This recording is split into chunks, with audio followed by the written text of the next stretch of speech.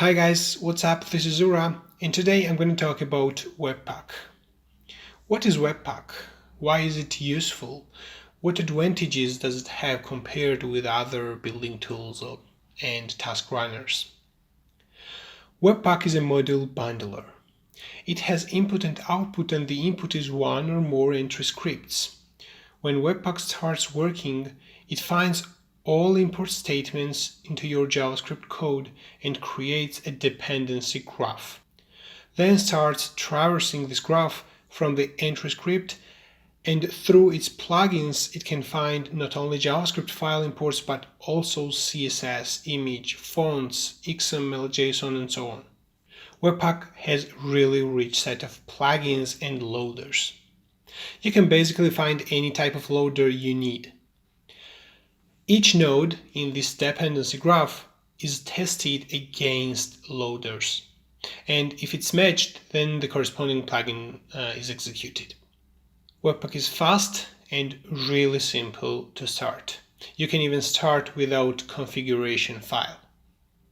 Compared with other building tools and task runners like Gulp, Webpack creates this dependency graph and only imports and builds the assets which is imported and required in the project. So in your final build, you won't have any unnecessary assets. Enough talking, let's create our first project using Webpack. Before we start using Webpack and create our first project, you need to have Node.js installed in your environment. If you don't have, please go at nodejs.org, download the corresponding version for your operating system, install it, and then come back to here. We need to create our first Webpack project by running npm init to create package.json file, and we're going to save our dependencies in this package.json file. Webpack demo. And I'm going to skip all other options. After this, I'm going to install Webpack and Webpack CLI using sdev dependencies. npm install Webpack CLI save dev. This will install Webpack and Webpack CLI in my project and adds them into dev dependencies in my package.json file, because I need these Webpack and Webpack CLI only for development. I don't need it for production. Okay, this is done. It installed Webpack and Webpack CLI and added in my package.json file, created this node modules folder for me. And except Webpack and Webpack CLI, there are much more plugins which are dependencies of Webpack and Webpack CLI. After this, I'm going to create my first index.html file. First of all, I'm going to show you an example without Webpack, and then we will replace it with Webpack. Here is my index.html file. I included a Jquery as a dependency, which comes from CDN, and then app.js. I have to create this app.js also.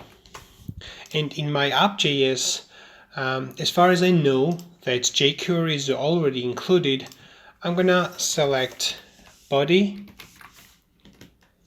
and set its HTML to hello Webpack.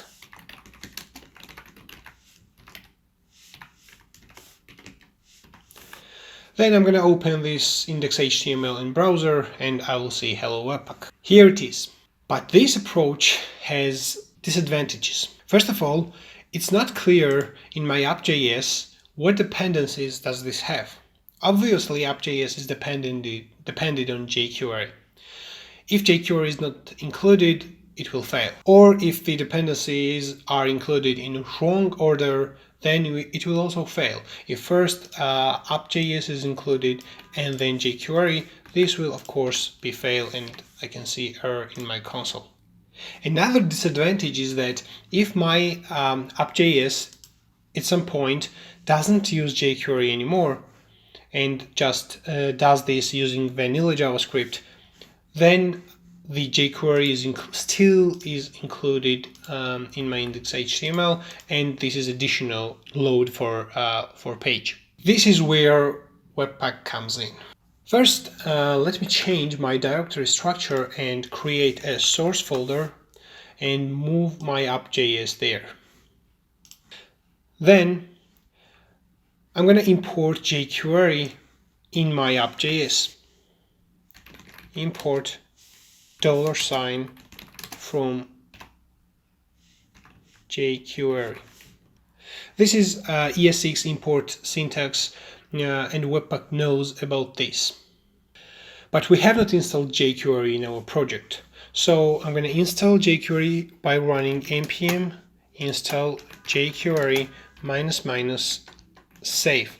Not save dev, because Jquery is a dependency which should be used on production also. Without Jquery it will be failed.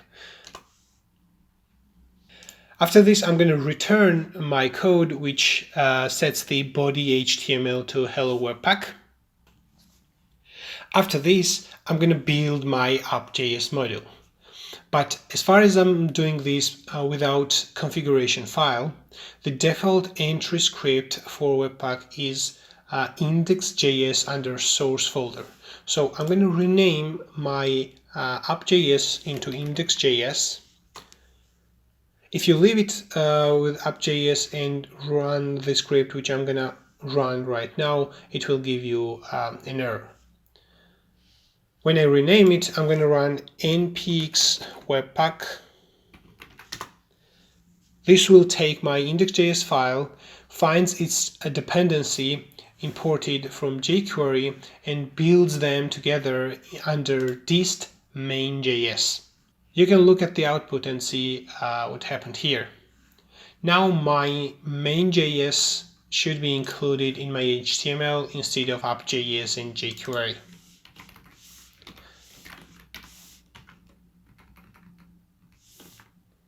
Now when I refresh my HTML page, I see hello Webpack. When I look my index.js file, I see right now what dependency does the application use. That's an entry script and it imports Jquery. If I don't use Jquery here and I'm doing this using vanilla JavaScript, I'm going to comment this also, and I'm saying that I don't need Jquery here anymore, and on the final build Jquery will not be included, and this won't be additional load for browser. That's all for now. In the next video we're gonna see how we can create our own Webpack config file to override some settings, like if we want to have app.js here, or if we want my main.js to be called as app.js also. That's all for now. Thanks for watching. See you in the next video.